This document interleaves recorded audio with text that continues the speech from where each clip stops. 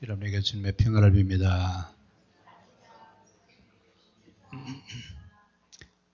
우리나라 속담에 콩 심은데 팥 나고 팥 심은데 콩 난다 그랬죠? 아니에요. 자, 성경은 뭐라고 얘기하고 있어요? 콩 심은데 콩 난다고 그랬어요?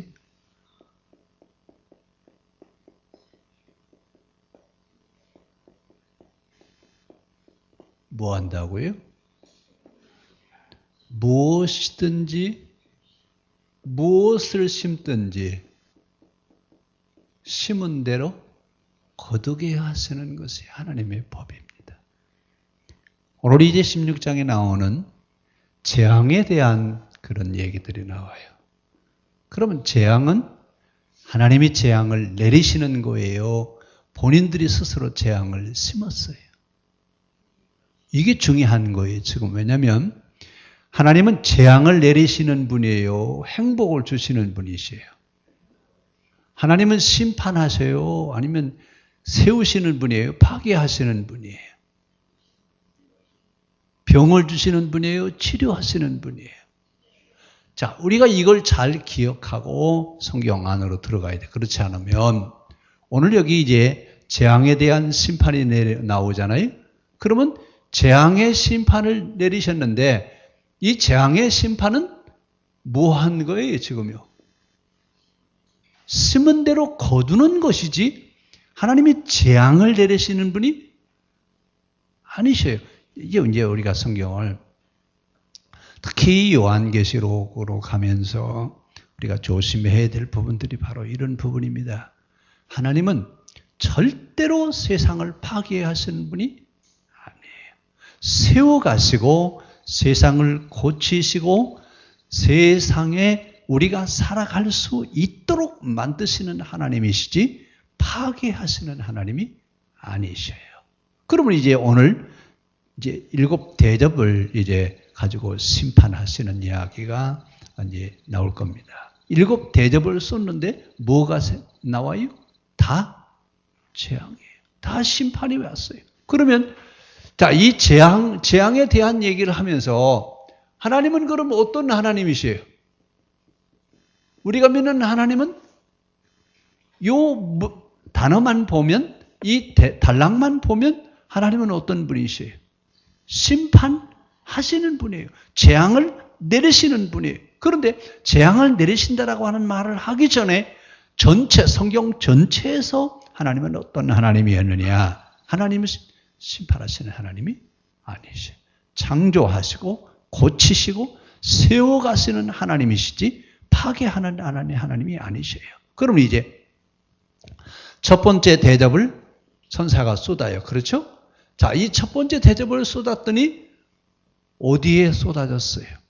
첫 번째 심판이 어디죠? 16절. 내가 들으니 7 대접을 가진 천사 중에 첫 번째 천사가 땅의 소돔에 어디에 쏟았어요? 땅에다가 쏟았더니 누가 심판을 받았어요?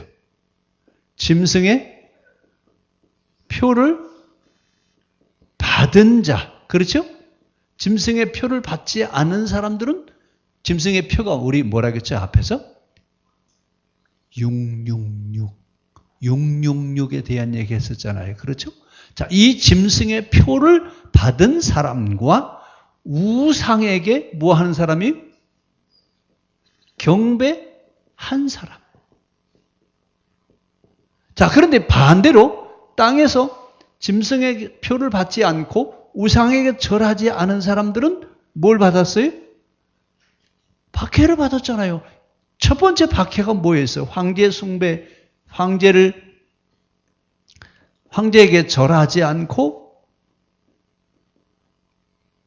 예배하지 않는다 그래서 받은 이 심판이 바로 이제 그 요한계시록에 대한 심판인데, 자, 첫 번째 재앙의 대접을 땅에 쏟았더니 누가 심판을 받았어요? 그럼 왜 땅에다가 그 대접을 쏟아야 되느냐? 자, 우리 13장 11절부터 보겠습니다. 13장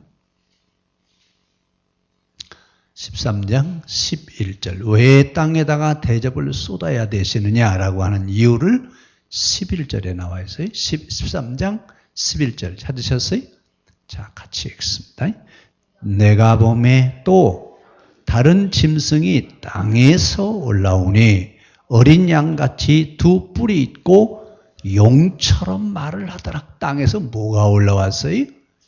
한 짐승이 올라오는데 이 짐승이 올라와서 하는 짓이 뭐예요? 그러면 이제 땅에서 황제 숭배를 하게 한 자라. 이 사람이 그 뭐와 같은 사람이에요? 짐승 같다 그 얘기예요. 자, 이 짐승이 어디서 올라왔어요? 땅에서 올라왔어요.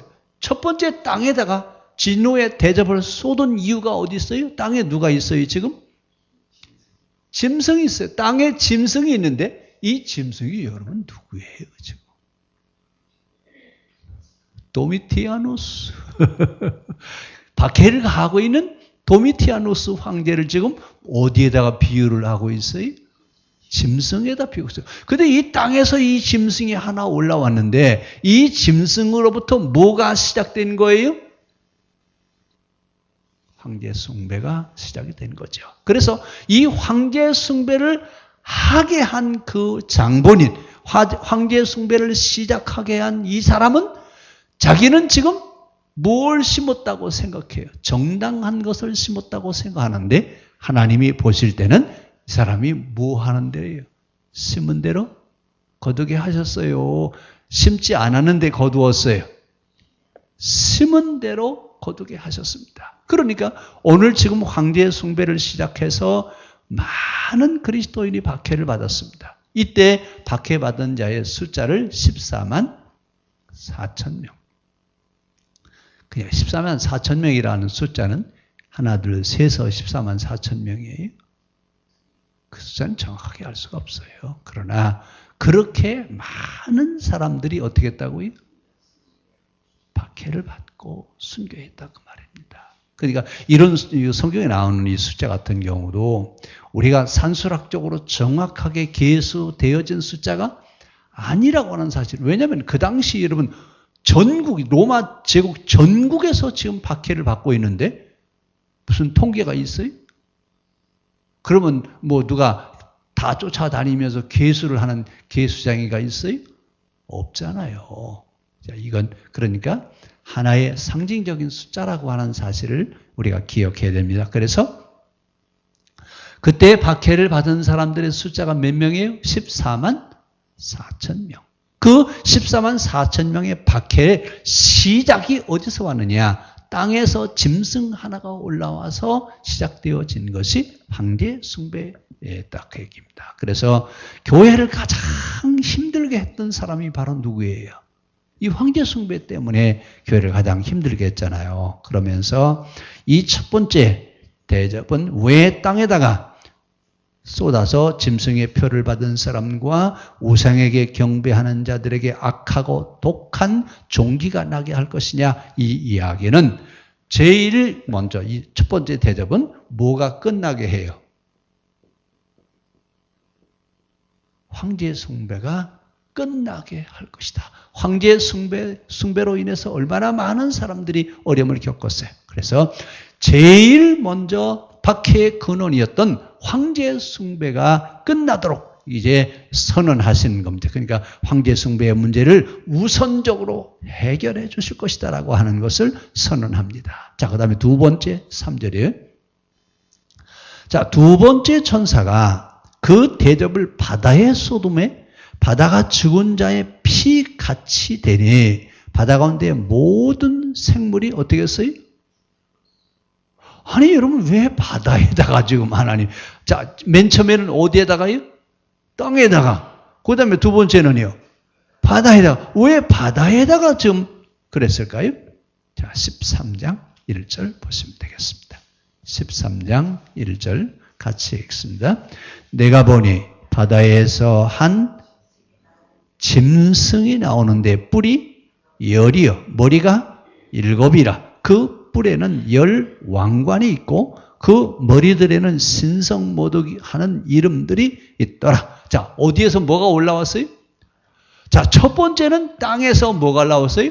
짐승이 올라왔고, 두 번째는요, 바다에서 한 짐승이 올라왔는데, 이 바다에서 올라온 한 짐승은 박해자, 로마 제국의 황제를 상징한다고 그랬어요. 그렇죠? 자, 바다의 한 짐승인데, 로마 제국의 두 번째 대접은 어디에다 쏟았어요? 바다에다 쏟았습니다. 자, 이 두 번째 대접은 뭘 얘기하느냐? 로마 제국의 정치적 체제, 잘못된 정치 체제를 하나님이 어떻게 하시겠다고요? 심판하시겠다 그 말입니다.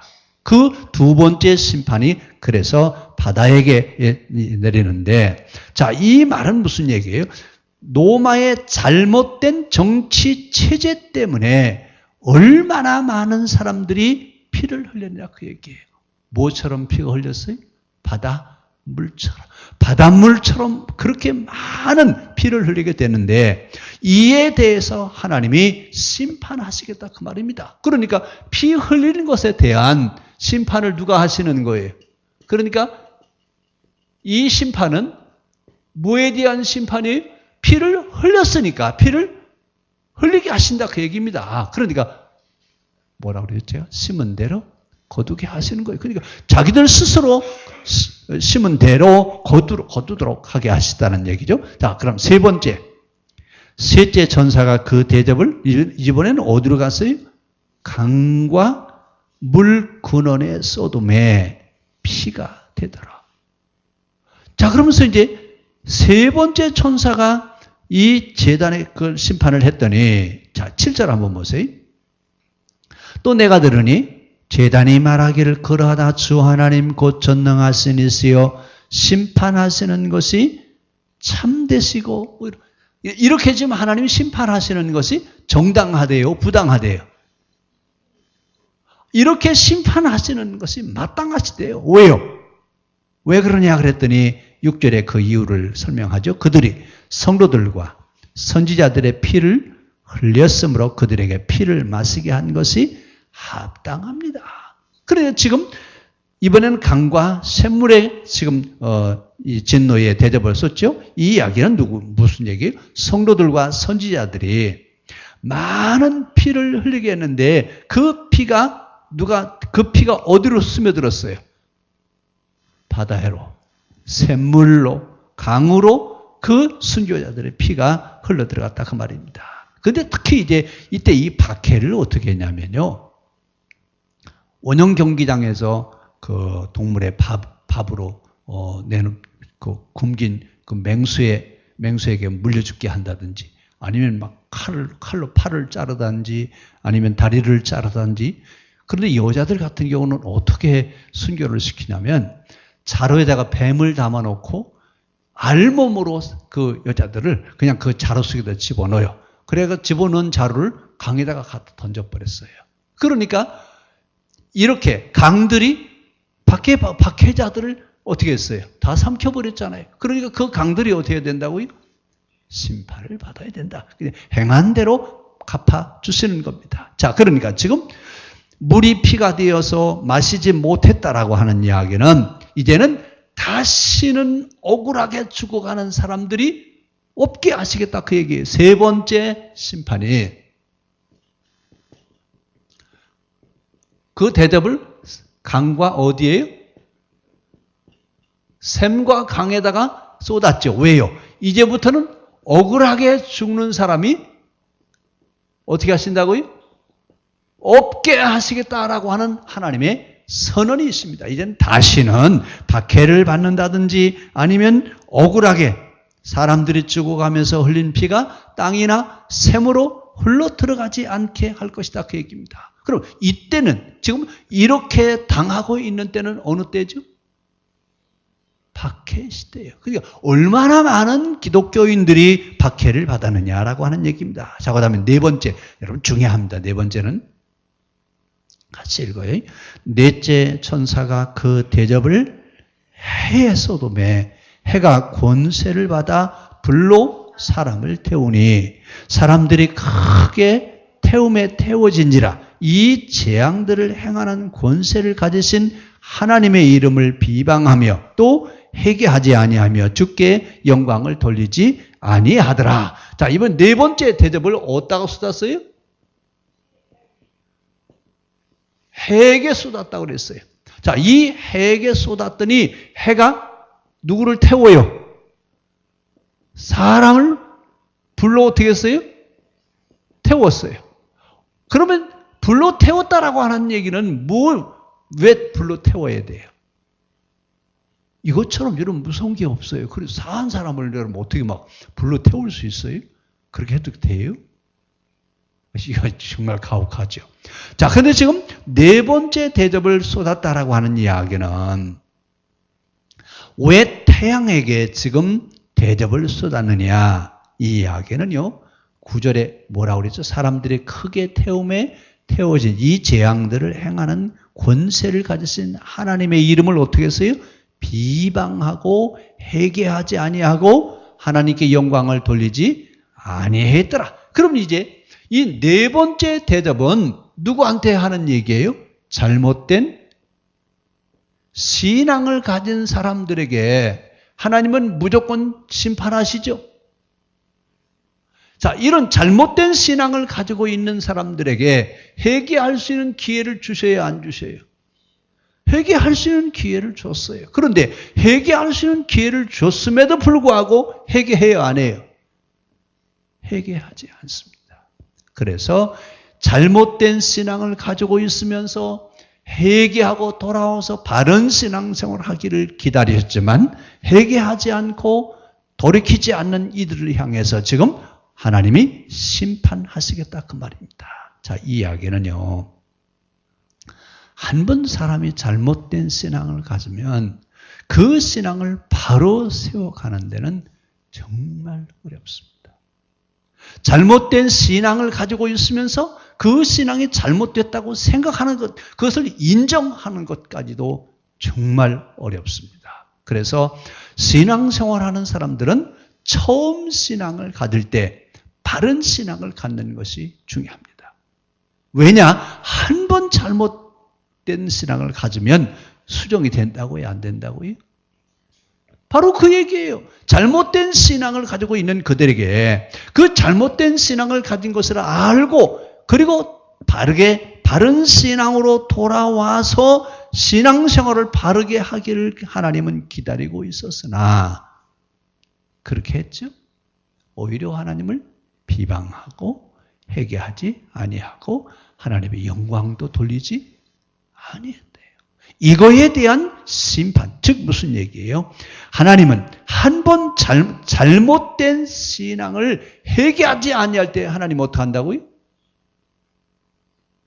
여러분이 잘 들어야 돼요. 신앙생활을 잘못하면 잘못하는 신앙을 어떻게 한다고요?